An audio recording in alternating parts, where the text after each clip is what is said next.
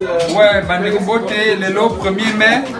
Tout ça là moi fête na ndaku, fo monde a uti ko tumba, hein musuni belé.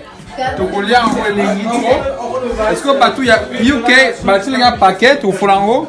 Batu nga ba sauce ya to penza.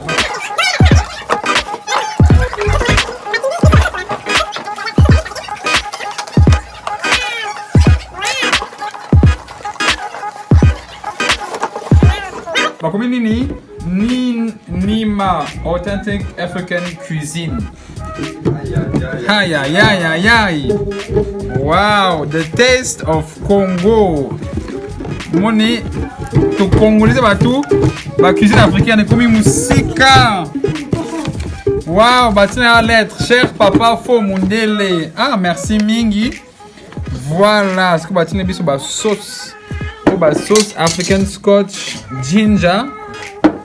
Oh nini, sauce africaine Nima chili.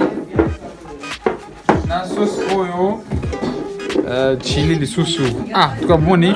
Donc ma sauce de luxe na carte ya Congo. Oh bango sauce Nima taste of Congo.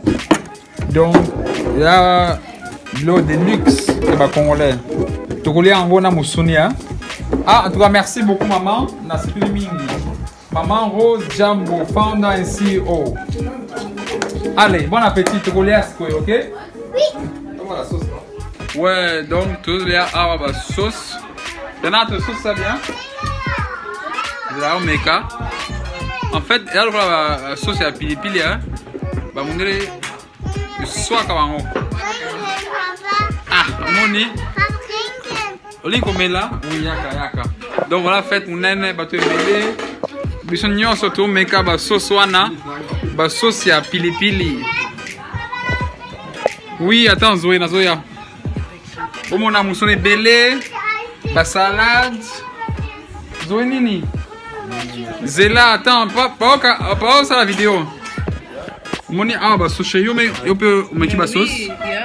D'accord. Très bien, très bien. Ba sauce pili-pili de luxe. T'as pas dans mindele, là moi fort pour l'ango.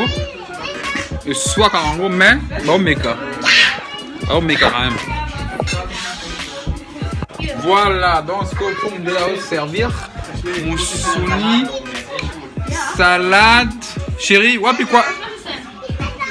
Chérie, wapi quoi nga? Hein? Tu as comme salade? Salade na musuni kaka, ici na sauce wana tozui. Na lipa. Na pourquoi alors? Tu as quoi nga? Na taba.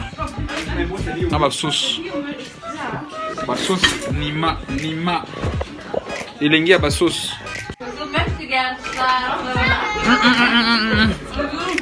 Nima, elengi ya ba sauce. Top penza, trop.